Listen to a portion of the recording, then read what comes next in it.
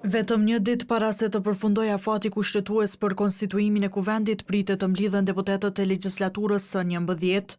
Në arsyetimin për caktimin e kësaj date, ushtruesja e detyrës së presidentes Albulena Haxhiu përsëriti se u ka dhënë kohë partive politike për të gjetur zgjidhje.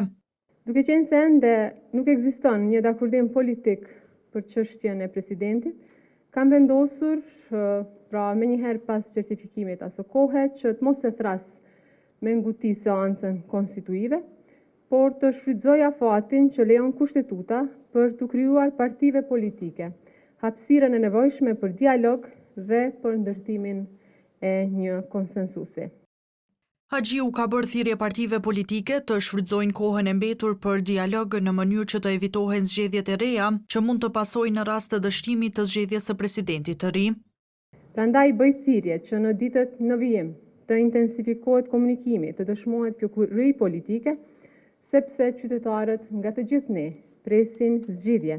Ata presin institucione funksionale dhe presin që përgjegjësia shtetërore të vendoset mbi dallimet politike. Pra, qytetarët presin zgjidhje dhe jo zgjedhje.